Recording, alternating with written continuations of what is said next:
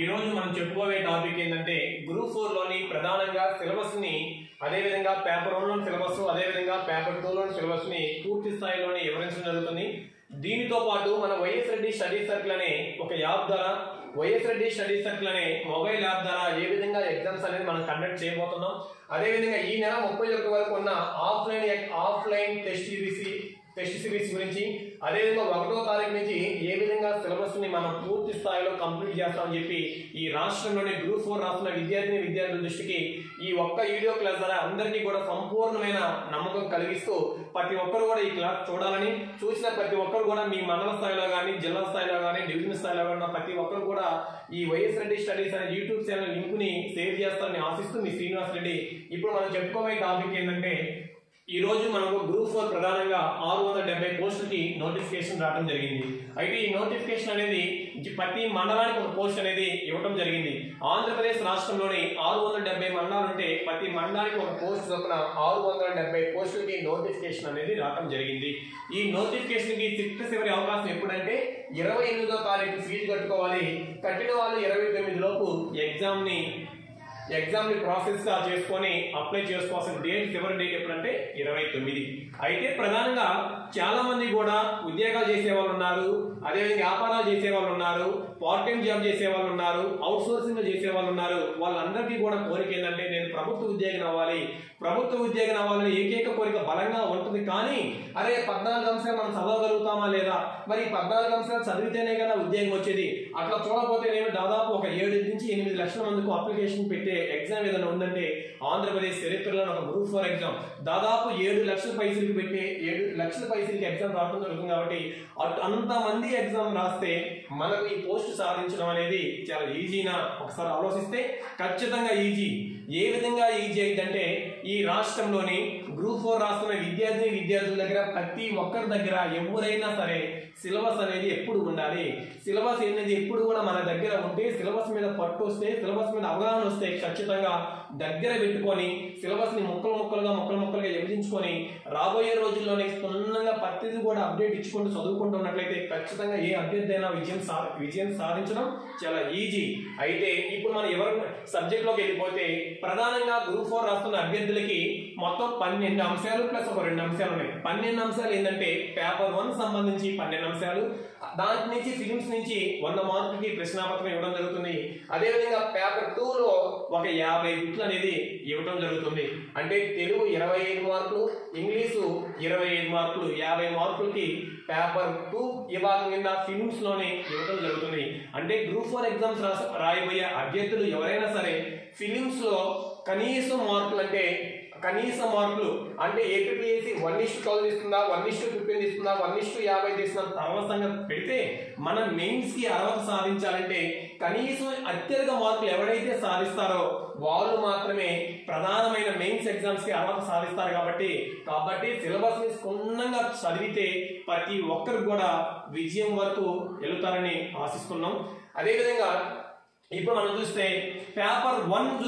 Paper 1 లో 12 అంశాలు చూస్తే ఒకసారి జాతీయ అంతర్జాతీయ అంశాలకు సంబంధించిన ప్రాముఖ్యత అంటే నేషనల్, ఇంటర్నేషనల్, రీజనల్ సంబంధించి ఇంపార్టెంట్ అంశాల గురించి చదువుకోవాలి. 2వది కరెంట్ అఫైర్స్, 3వది general science, 4 polity, 5 history, 6 economy, 7 భూగోళ శాస్త్రం, 8 డిజాస్టర్ మేనేజ్మెంట్, 9 లాజికల్ రీజనింగ్ అంటే అనలిటికల్ ఎబిలిటీ, 10 డేటా అనాలిసిస్ అంటే టేబులైజేషన్ ఆఫ్ డేటా, తర్వాత మీను మోడీను వాటి మీద కొన్ని ప్రశ్నలు రావడం జరుగుతుంది.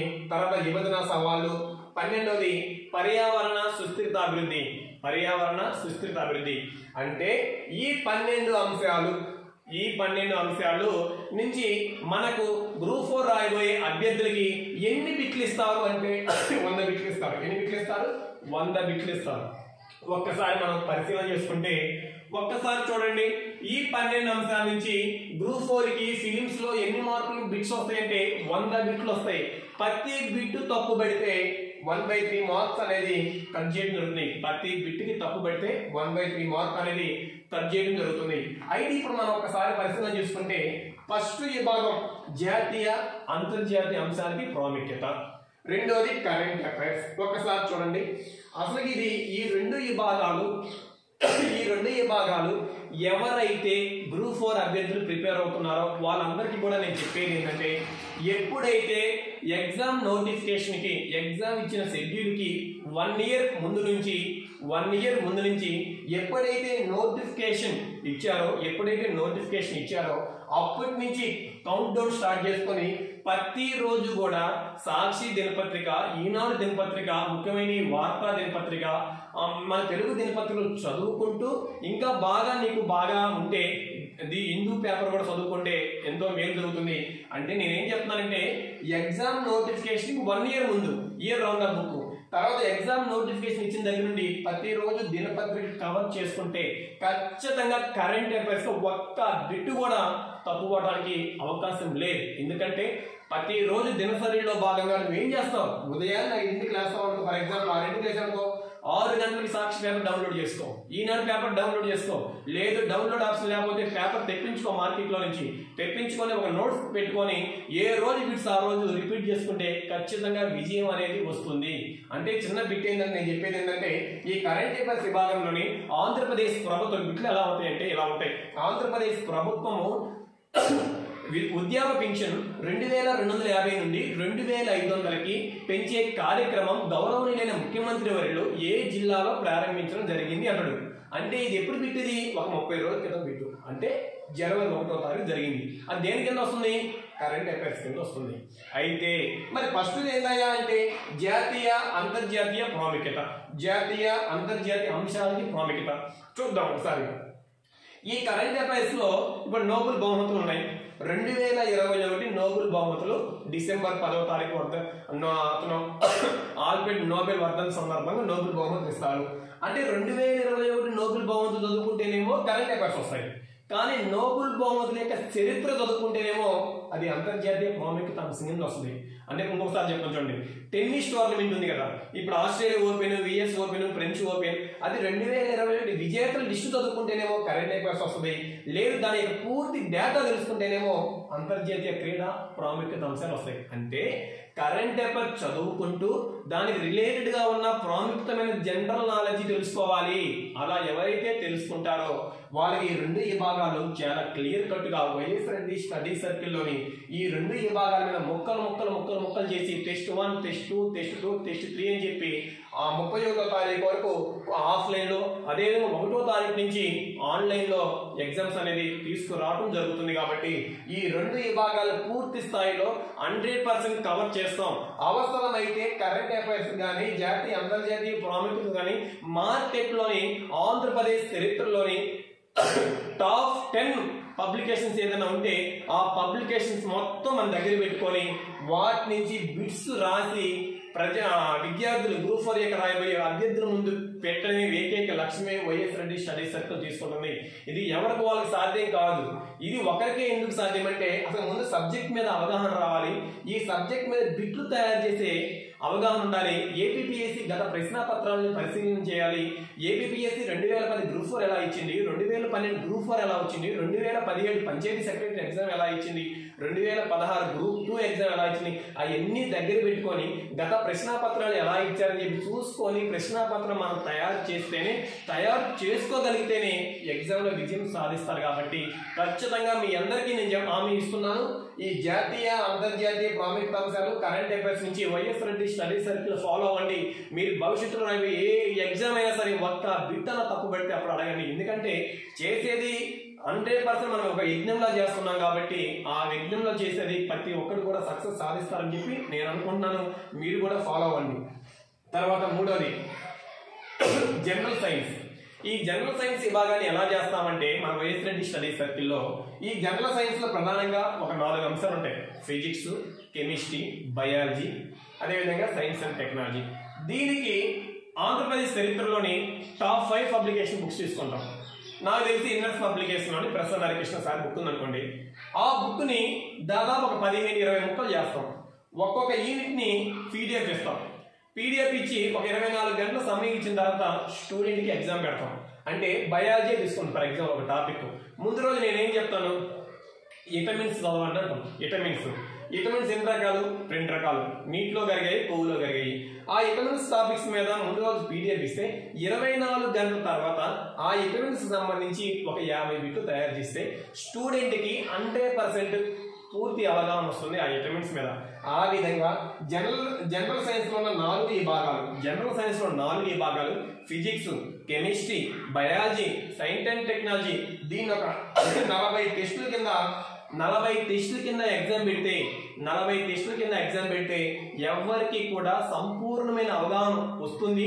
ఖచ్చితంగా ఒక 10 నుండి ఒక 12 బిట్లు రావడానికి అవకాశం ఉన్న సబ్జెక్టు జనరల్ సైన్స్. తర్వాత 4వది పాలిటీ. అసలు ఈ పాలిటీ ఎలా చదవాలంటే ఏదైనా సరే ఆంధ్రప్రదేశ్ ప్రభుత్వం తీసుకున్న విధానపరమైన నిర్ణయాలు, ఈ గవర్నమెంట్ సుపరిపాలన, ఆంధ్రప్రదేశ్ ప్రభుత్వం తీసుకున్న విధానపరమైన నిర్ణయాలను బేస్ చేసుకొని కేంద్ర ప్రభుత్వంలో ఫస్ట్ భారత రాజ్యాంగ పరిషత్తు, ప్రాథమిక హక్కులు, విధులు, ఆదేశ సూత్రాలు, కేంద్ర ప్రభుత్వం, రాష్ట్ర ప్రభుత్వం, హైకోర్టు, అదేవిధంగా సుప్రీంకోర్టు, ఆర్థికపరమైన సంబంధాలు, ఇంకోటి 73 రాజ్యాంగ సవరణ, పంచాయతీరాజ్ చట్టం, 74 మున్సిపాలిటీ చట్టం, ఆ విధంగా అఖిల భారత సర్వీసులు అట్లా స్టెప్ బై స్టెప్ ఇచ్చుకుంటూ దాన్ని మళ్ళీ ఒక రోజుకు ఒక యూనిట్, ముందు రోజు ఒక యూనిట్ ఒక పీడిఎఫ్ రూపంలో ఇచ్చుకుంటూ మరుసటి రోజు ఎగ్జామ్ పెడితే పాలిటీలోని మీకు 100% స్కోర్ చేయడానికి వైఎస్ రెడ్డి స్టడీ సర్కిల్లోని పీడిఎఫ్ రూపంలో ఎగ్జామ్స్ పెట్టడం జరుగుతుంది. తర్వాత 5వది హిస్టరీ కూడా ఎలా ఉంది? ఆధునిక భారతదేశ చరిత్ర అంటే మోడర్న్ ఇండియన్ హిస్టరీ, ఆధునిక భారతదేశ చరిత్ర చదువుకుంటూ ఏపీని ఫోకస్ చేయమన్నాడు. ఏపీని ఎలా ఫోకస్ చేయాలి? ఏపీలో ఫర్ ఎగ్జాంపుల్ నేను చెప్తాను చూడండి. ఇక్కడ మోడర్న్ హిస్టరీలో మనకు వందే మాతరం ఉద్యమం జరిగింది. వందే మాతరం ఉద్యమం జరిగినప్పుడు మన ఆంధ్రప్రదేశ్లో ఏమైనా సంఘటన జరిగినాయా? లేదు. ఉప్పు సత్యాగ్రహం జరిగింది భారతదేశంలో ఉప్పు సత్యాగ్రహం జరిగినప్పుడు మన ఇండియాలో ఆంధ్ర నుంచి ఎవరైనా పాల్గొన్నారా? అలా అడుగుతాను అనమాట. క్విట్ ఇండియా ఉద్యమం జరిగింది. క్విట్ ఇండియా ఉద్యమంలో మన ఆంధ్రప్రదేశ్లో ఏదైనా సంఘటన జరిగినాయి. అట్లా బేస్ చేసుకొని ఆంధ్రప్రదేశ్కి రిలేటెడ్గా చదువుకొని మోడర్న్ హిస్టరీ చదువుకుంటే దాని ఒక 15 టెస్టులు కానీ మన YS Reddy study circle exams కానీ పెట్టగలిగితే అంటే పూర్తి స్థాయిలో మనకి మెరుగైన స్కోర్ సాధించడానికి అవకాశం ఉంటుంది. తర్వాత ఎకానమీ కూడా అంతే.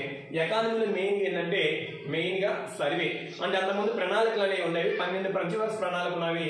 ఈ ప్రణాళికల స్థానం ఇప్పుడు ఏమొచ్చింది? నీతి ఆయోగ్ వచ్చింది.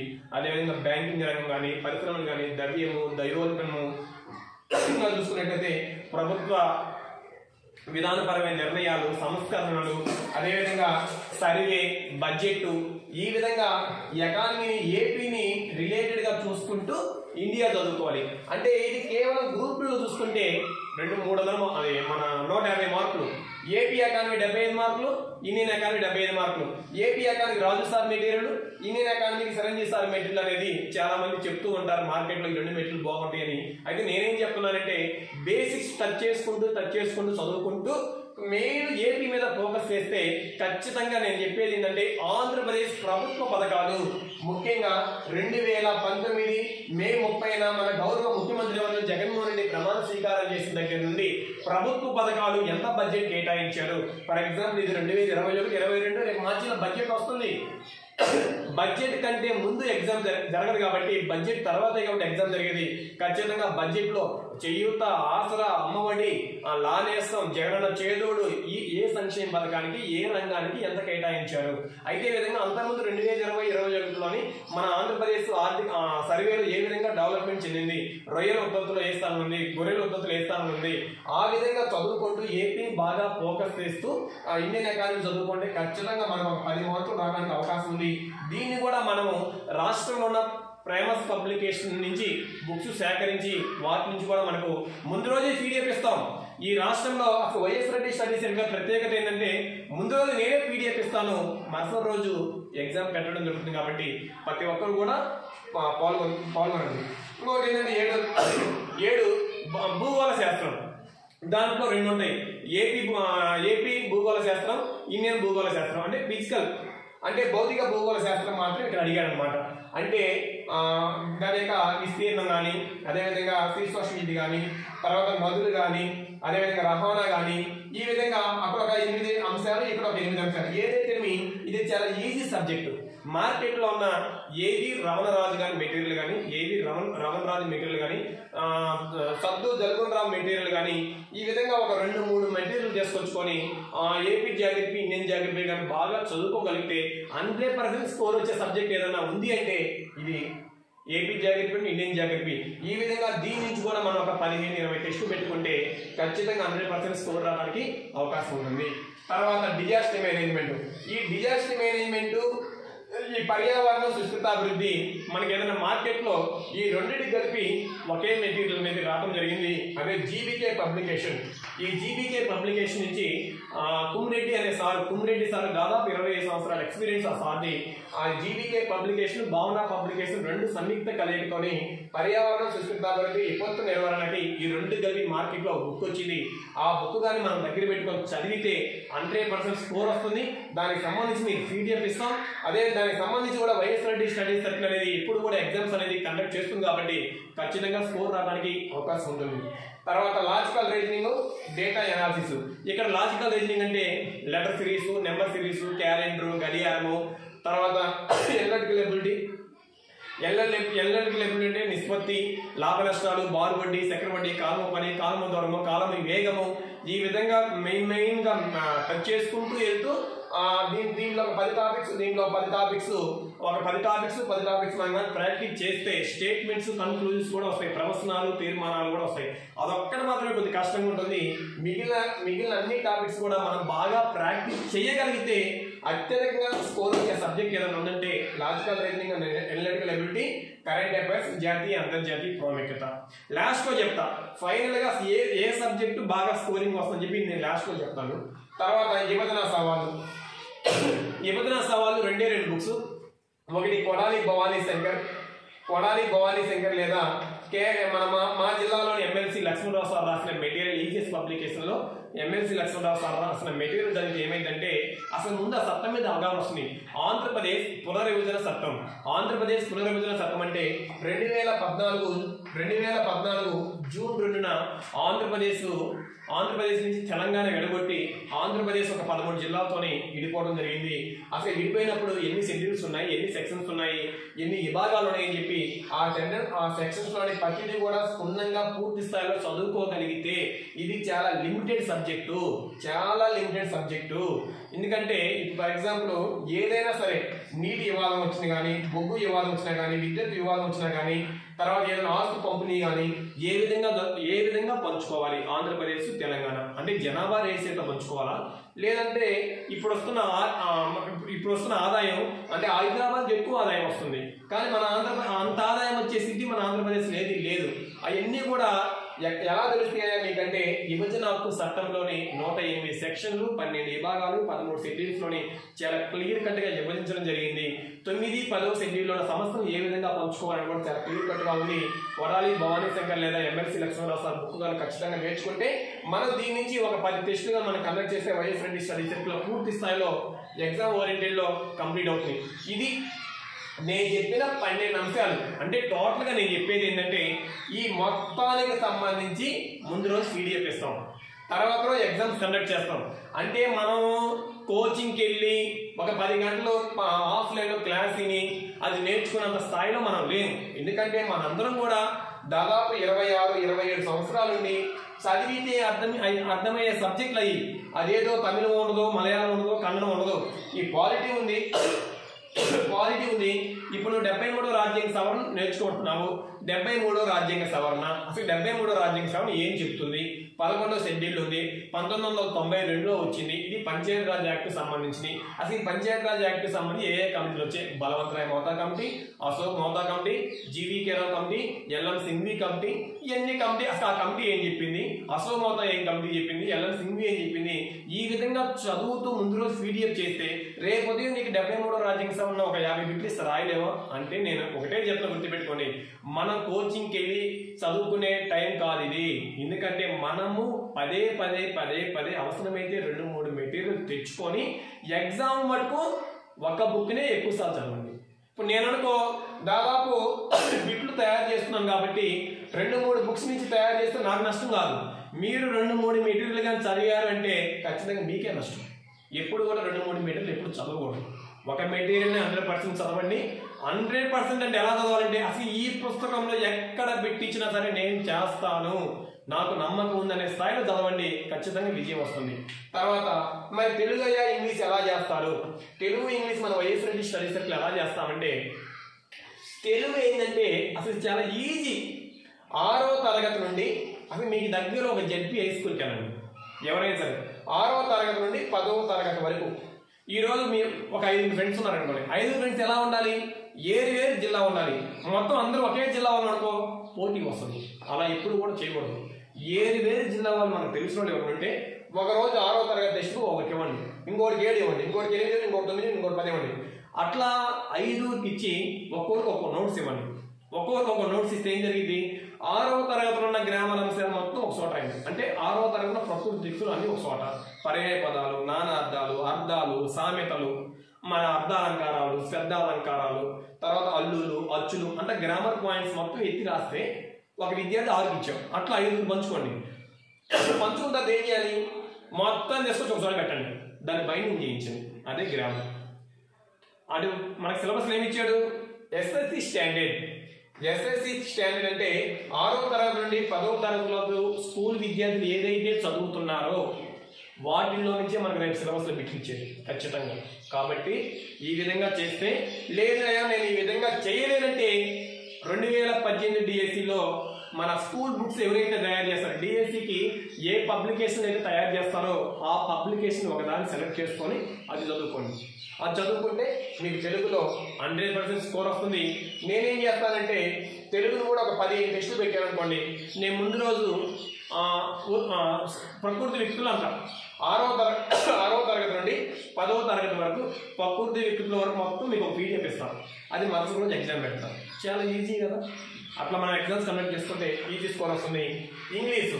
ఇంగ్లీష్ ఎలా చేస్తామంటే ఒక ఫేమస్ ఒక టాప్ 10 మన ఆంధ్రాలో నాకు తెలిసి కళ్యాణ్ సార్ కానీ, లేదంటే మన ఎస్ఎన్ఎస్ సార్ కర్నూలు జిల్లా సార్ చనిపోవడం జరిగింది.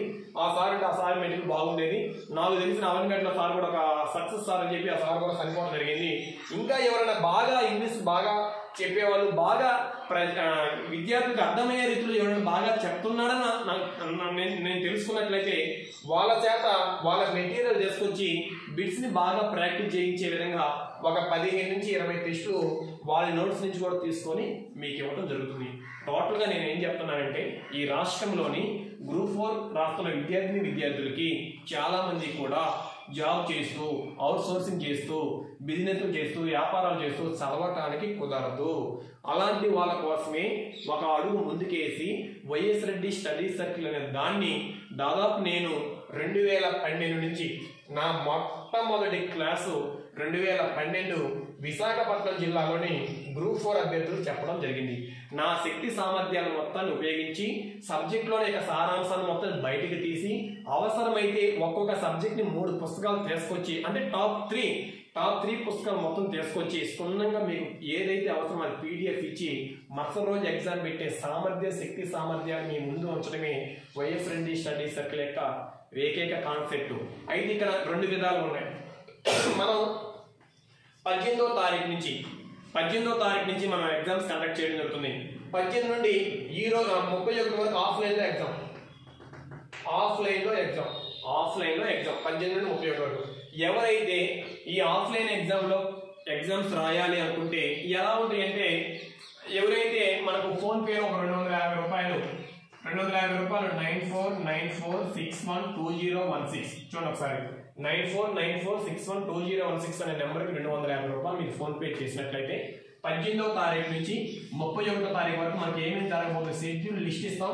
అదేవిధంగా ప్రతిరోజు సాయంత్రం 8 గంటలకి ఆ పీడిఎఫ్ అనేది మీకు ఇవ్వడం జరుగుతుంది 31వ తారీఖు వరకు. అయ్యా ఇది ఎలా రాయాలయ్యా ఎగ్జామ్ అంటే, ఈ ఎగ్జామ్ ఎలా రాయాలి అని మీకు చాలా మంది డౌట్ వస్తుంది. ఎలా రాయాలి అంటే, మీకు నేను ఒక 70 బిట్లు ఇచ్చాను అనుకోండి, ముందు రోజు మీరు పెన్ను పేపర్ తీసుకొని ఒక 70 బిట్లు నెంబర్లు వేసుకోవాలి. నెంబర్లు వేసుకున్న తర్వాత 1 నుంచి 2 ఇట్లా నెంబర్లు వేసుకొని నేను టక్కున 8 గంటల మీకు పీడిఎఫ్ మీ ఫోన్లో వస్తే, అంటే అలారం మోగినట్టు మీ ఫోన్లో వస్తే మీరు మనం ఎట్లాగైతే మనంతా మనమే ఎగ్జామ్ రాసుకోవడం, మనమే చిన్నపిల్లలం కాదు, మోసం చేసుకోవట్లేదు, మనం మోసం చేసుకోవడం. కాబట్టి యాప్ ఇంకా రాలేదు కాబట్టి 31 వరకు ఈ విధంగా చేయాలని చెప్పి సంకల్పం తీసుకొని మనం ముందుకు పోతున్నాం కాబట్టి ఖచ్చితంగా ఈ విధంగా పాల్గొనండి. ఖచ్చితంగా 100% అనేది విజయం వస్తుంది. ఇప్పటికి 7 టెస్టులు అయిపోయాయి. అయ్యా సార్ నేను ఇప్పటివరకు నేను టెస్ట్ రాయలేదు సార్, నా పరిస్థితి ఏంటంటే ఎవరైతే అమౌంట్ ఇస్తారో వాళ్ళకి గతంలో జరిగిన ఎగ్జామ్స్ PDF టెస్ట్ కి ఈ 3 కూడా వాళ్ళ మొబైల్ నెంబర్ కి షేర్ చేయడం జరుగుతుంది. మీరు ఎక్కడైతే నెట్ సెంటర్కి వెళ్ళి బాగా డౌన్లోడ్ చేసుకొని ఆ PDF మొత్తం ఒక ఫైల్ పెట్టుకొని క్షుణ్ణంగా చదువుకొని నీకు వీలున్న సమయంలోనే ఎగ్జామ్స్ రాసుకోవడం కోసమే ఈ విధంగా ఆఫ్లైన్ ఎగ్జామ్స్ అనేది తీసుకొని వచ్చాం. ఎక్కడ కూడా ఒకరు తీసుకొని 10 మంది షేర్ చేసుకుని అట్లాంటివి చేయొద్దు. ఇది చాలా కష్టంతో కూడుకున్న పని కాబట్టి ముందు కష్టాన్ని విలువ ఇవ్వండి. తర్వాత మనం 1వ తారీఖు నుంచి ఏం చేస్తామంటే 1 లేదా 2వ తారీఖు నుంచి మనకు మొబైల్ యాప్ వస్తుంది. వైఎస్ రెడ్డి స్టడీ సర్కిల్ అనే దాని మీద ప్లే స్టోర్ లో మొబైల్ యాప్ వస్తుంది. ఆ మొబైల్ యాప్ వచ్చిన తర్వాత దాని యొక్క విధి విధానాలు ముందు నాకు తెలుస్తాయి. అసలు టెస్ట్ ఎలా పెట్టాలి, లేదంటే నోట్స్ ఎలా ఇవ్వాలి, క్లాస్ ఎలా చెప్పాలి, ఆ విధానం ముందు నేను తెలుసుకోవడానికి 1-2 రోజులు నాకు ట్రైనింగ్ వాళ్ళు ఇస్తారు. కాబట్టి ఆ ఇచ్చిన తర్వాత నేను ఏం చేస్తానంటే సబ్జెక్ట్ వైజ్ నోట్స్ పెట్టడం, సబ్జెక్ట్ వైజ్ ఆ మొబైల్ యాప్ లో నోట్స్ పెట్టడం. అదే విధంగా నోట్స్ పెట్టడమే కాకుండా నేను ముందు రోజే పలానా షెడ్యూల్ ఇస్తాను, మరుసటి రోజు యాప్ లో ఆ ఎగ్జామ్ వస్తుంది మీరు రాసుకోండి అంటాను. పలానా టైం ఫిక్స్ చేస్తాం. ఆ టయానికి ఒక టెస్ట్ కి 10 రూపాయలు లేదంటే 5 రూపాయలు, లేదనుకుంటే ఇంకా ఎక్కువ బిట్లు వస్తే బాగా కష్టమైన టెస్ట్ వస్తే 20 రూపాయలు అట్లా అనేది టెస్ట్ వైజ్ గా పెట్టుకోవడం. చాలా తక్కువ ఖర్చుతో మనం నిరుపేదలకి న్యాయం చేయాలనే ఉద్దేశంతోనే వైఎస్ రెడ్డి స్టడీ సర్కిల్ అనేది 31వ తారీఖు వరకు ఆఫ్లైన్ విధానం. అదే ఆ తర్వాత వచ్చేసరికి మొబైల్ యాప్ తీసుకురావడం జరుగుతుంది. ప్రతి ఒక్కరు కూడా వినియోగించుకోండి. ఎందుకు చెప్తున్నానంటే కష్టం విలువ తెలిసిన వాడు మాత్రమే ఇంత పని చేయగలుగుతాడు. కాబట్టి ఏదో తూతూ మంత్రంగా చెప్పుకోవడం అతని వల్ల ఏమైందిలే ఇవన్నీ చెప్పడం సాధ్యమని కాదు. వన్స్ ఒకసారి మనం స్టెప్ తీసుకుంటే వెనకడుగు వేసే ప్రసక్తే లేదని చెప్పి గతంలో మనం నిరూపించడం జరిగింది డిపార్ట్మెంట్ ఎగ్జామ్స్ అప్పుడు వెల్ఫేర్ ఎడ్యుకేషన్ అసిస్టెంట్ కి. అదేవిధంగా మరొక్కసారి ఇది ఒక యజ్ఞం లాగా 12+1 14 అంశాన్ని ఒక యజ్ఞం లాగా తీసుకున్నాం. కాబట్టి ఖచ్చితంగా మీకు అనుకున్న టయానికి అనుకున్న సమయానికి మీ మొబైల్లో ఇవన్నీ కూడా ఎగ్జామ్స్ తీసుకురావడం కోసం శారీ శక్తులు అవసరమైతే ఇంకా 100% ఎక్కువగా నా శక్తి సామర్థ్యాలు ఉపయోగించి మీ దృష్టికి తీసుకొని వస్తాను. కాబట్టి ప్రతి ఒక్కరు కూడా 37వ తారీఖు వరకు ఎవరైతే గ్రూప్ 4 ఎగ్జామ్స్ రాస్తారు, గ్రూప్ 4 అనే కాదు, ఇది భవిష్యత్తులో గ్రూప్ 2కు ఉపయోగపడింది, SIకి ఉపయోగపడింది, కానిస్టేబుల్కి ఉపయోగపడింది, ఏ పోటీ పరీక్ష రాసినా ఇది కామన్ సిలబస్ కాబట్టి ఎండోమెంట్కి పేపర్ 1కు ఉపయోగపడింది. ప్రతి ఒక్కరికి కూడా జనరల్ స్టడీస్ విభాగం చదవాలన్న ప్రతి ఒక్కరు కూడా చాలా కీలకం. కాబట్టి ఇంకొక ప్రత్యేకత ఏంటంటే సబ్జెక్ట్ ని చాలా సున్నితంగా ముక్కలుగా చేసి అభ్యర్థుల ముందు పెట్టడమే ఏకైక కాన్సెప్ట్. కాబట్టి ప్రతి ఒక్కరు కూడా YS Reddy study circle exam batch లో జాయిన్ అవ్వండి.